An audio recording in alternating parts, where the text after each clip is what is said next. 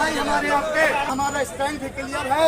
उस लड़ाई में सारे लोग खड़े हो शांतिपूर्ण तरीके से और अपना विरोध दर्ज कराएं और मुझे उम्मीद है कि आप अपनी लड़ाई जीतेंगे। ठीक है, बहुत बढ़िया। छात्र एकता जिंदाबाद, जिंदाबाद, छात्र एकता जिंदाबाद, जिंदाबाद, जिंदाबाद। आयोग तेरी तानाशाही नहीं चलेगी, नहीं चलेगी। आयोग तेरी तानाशाही नहीं चलेगी, नहीं चलेगी। अरे दम है कितना दमन में तेरे, देख लिया है देखेंगे। दम है कितना दमन में तेरे, दम है कितना दमन में तेरे, दम है कितना दमन में तेरे। आयोग तेरी तानाशाही नहीं चलेगी, नहीं चलेगी। आयोग तेरी तानाशाही नहीं चलेगी, नहीं चलेगी। आयोग तेरी तानाशाही नहीं चलेगी, नहीं चलेगी।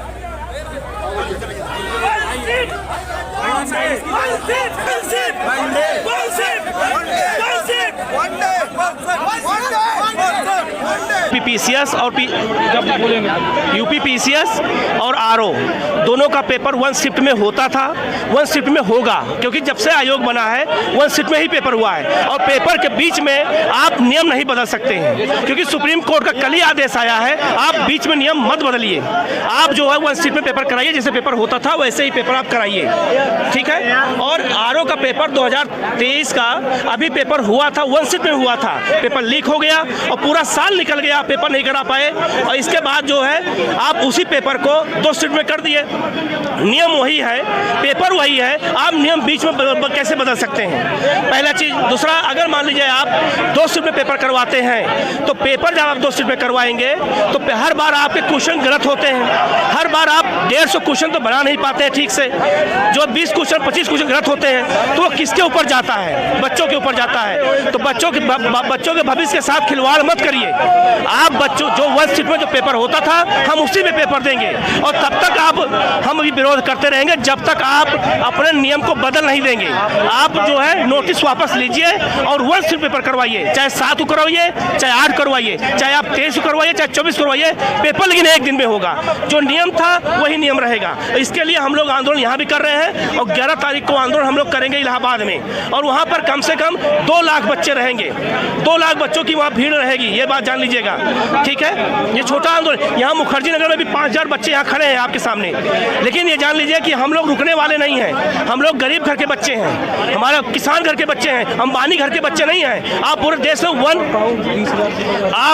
आप जो है आप पूरे देश में चुनाव करवाना चाहते हैं वन शिफ्ट में, वन नेशन वन इलेक्शन कहते हैं, और आप पेपर करवा रहे हैं 2 शिफ्ट में। ये कौन सा नियम है आपका? सुप्रीम कोर्ट एक संवैधानिक संस्था है, वो कह रही है कि पेपर में जब कोई भर्ती होती है तो बीच में नियम नहीं चेंज होता है, और आप जो है नियम चेंज कर रहे हैं। क्या आप संवैधानिक संस्था नहीं है? आप भी संविधान में शामिल है, सुप्रीम कोर्ट भी शामिल है, तो आपको न्यायालय का कहना मानना पड़ेगा और उसी गाइड अनुसार चलना पड़ेगा।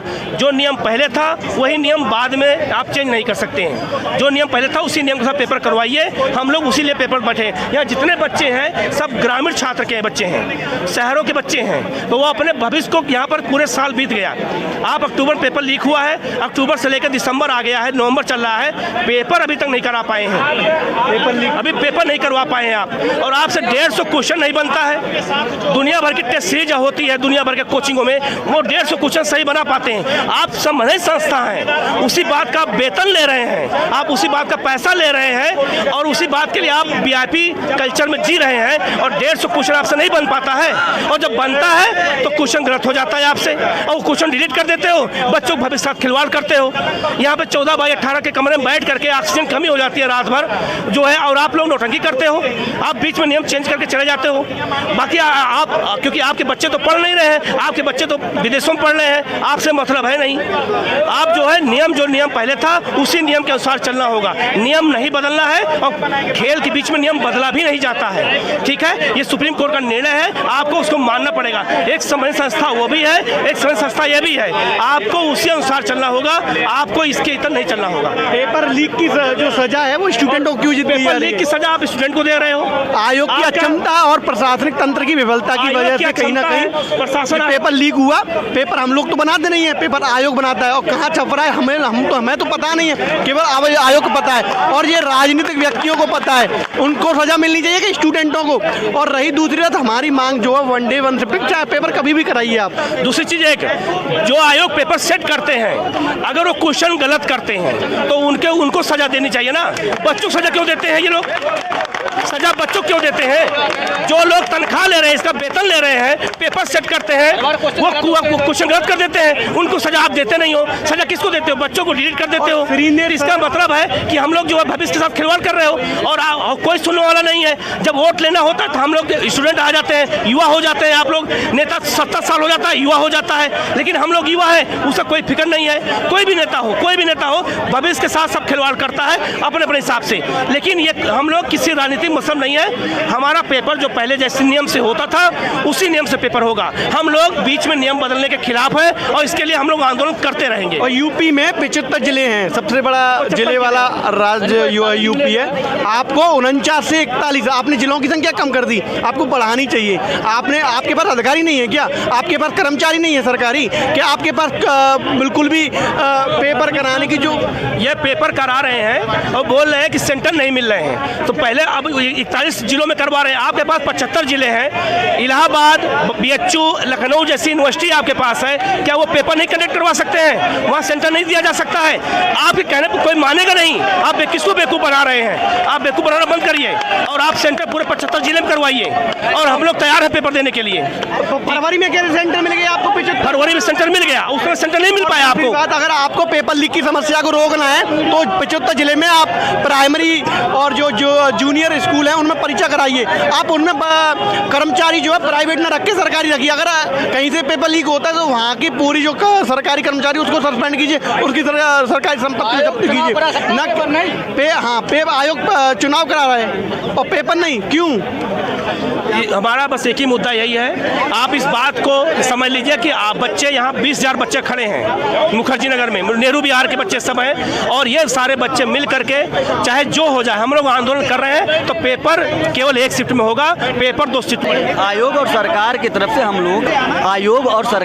से हम लोगों का इतना डिमांड है, बस प्रक्रिया परीक्षा की जो प्रणाली रही है अब तक, उसी प्रक्रिया के तहत एग्जाम को लिया जाए 1 डे और 1 शिफ्ट के आधार पर, और नॉर्मलाइजेशन बिल्कुल ना हो, क्योंकि नॉर्मलाइजेशन होने से कहीं ना कहीं परीक्षा पूरी तरह से प्रभावित हो जाती है। 80 नंबर पाने वाला व्यक्ति भी पास हो जाता है और 100-105 नंबर पाने वाला क्वेश्चन करने वाला व्यक्ति भी फेल हो जाता है। तो हम अगर 100 क्वेश्चन करके भी अगर फेल हो जा रहे हैं और 80 करने वाला पास हो जा रहा है, तो कहीं ना कहीं इस नॉर्मलाइजेशन के आधार पर कहीं ना कहीं भ्रष्टाचार को पनपाया जा रहा है। कौन अंदर होगा कौन बाहर होगा ये तो हम नहीं कह सकते। और नॉर्मलाइजेशन की जो प्रक्रिया अब तक रही है, ग्रुप C और D जैसे एग्जामिनेशन में अब तक रहा है, कभी भी लोक सेवा आयोग या संघ लोक सेवा आयोग जैसे बड़े संस्थानों में इस तरीके की प्रक्रिया को कभी देखा नहीं गया है और ना देखा जाएगा, ये उचित भी नहीं है। इसलिए हम लोगों का सबसे बड़ा डिमांड है नॉर्मलाइजेशन का। और ये जो तुगलका फरमान जारी हो जाता है कि ये प्रक्रिया वो प्रक्रिया, सुप्रीम कोर्ट ने भी अभी कल के निर्णय में ये दिया है कि ये क्या नाम है, नॉर्मलाइजेशन जैसी प्रक्रिया खेल शुरू होने के बाद आप उसमें कोई परिवर्तन नहीं कर सकते। तो बिल्कुल आप भर्ती जब जो नियमावली है उसके तहत ही आप दे सकते हैं, और नियमावली के बीच में आप खेल को परिवर्तित नहीं कर सकते। हमें आयोग से कोई शिकायत नहीं है, हमें शिकायत केवल इस बात पर है कि 1 डे 1 शिफ्ट आप 2 डेज 2 शिफ्ट में क्यों करा रहे हैं? हमें ना सरकार से शिकायत है ना हमें आयोग से शिकायत है, शिकायत है उनकी प्रक्रिया प्रणाली से। क्योंकि अब तक जो अनिश्चितताएं देखी गई हैं उन अनिश्चितताओं के तौर पे हम लोग बात कर रहे हैं, क्योंकि नॉर्मलाइजेशन होने से बहुत बड़ा नुकसान होगा उन छात्रों का जो काफ़ी लंबे समय से प्रयासरत हैं और अपने पढ़ाई को कर रहे हैं, जो 10 साल से अपने समय को दे रहे हैं। प्रीलिम्स फेल हो जाने के बाद उनका पूरा सपना चकनाचूर हो जाएगा, और कहीं ना कहीं वो ग्रामीण पृष्ठभूमि से आए हैं, ग्रामीण पृष्ठभूमि से लोग आए हैं और कई उम्मीदें लेकर के आए हैं, कई सपने सजो के आए हैं अपने घर से। तो हम ये आयोग से और मुख्यमंत्री जी से विनम्र निवेदन करेंगे कि जो ये प्रणाली है उस प्रणाली को हटाया जाए और 1 डे 1 शिफ्ट के आधार पर एग्जाम कराया जाए, और नॉर्मलाइजेशन बिल्कुल ना किया जाए। उस नॉर्मलाइजेशन के आधार पर बहुत चीज़ें प्रभावित होंगी। इससे पहले भी कई परिवर्तन आयोग ने किया है, जैसे ऑप्शनल को हटा करके CSET लाया गया। तो अगर जब आपको नॉर्मलाइजेशन करना ही है तो आपने ऑप्शनल क्यों हटाया? मैं पूछना चाहता हूं, अगर आप नॉर्मलाइजेशन कर, क्योंकि वहां पर भी तो इसी तरीके की प्रणाली थी, तो आपने ऑप्शनल को क्यों हटाया? सीसैट को लाया और सीसैट लाने के बाद फिर बेस में परिवर्तन किया, माइनस मार्किंग आई।